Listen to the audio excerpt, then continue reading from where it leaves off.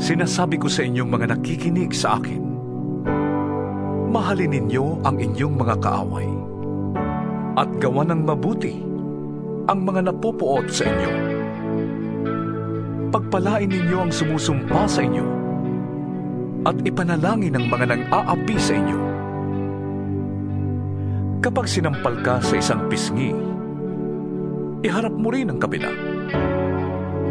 Kapag inagaw ang iyong balabal, huwag mong ipagkait ang iyong barong. Bigyan mo ang bawat nanghihingi sa iyo. At kung may kumuha ng iyong ari-arian, huwag mo nang bawiin pa ang mga yon. Gawin ninyo sa iba ang ibig ninyong gawin nila sa inyo. Kung ang nagmamahal lamang sa inyo ang inyong mamahalin, ano pang gantimpala ang inyong hihintayin? Ang mga makasalanan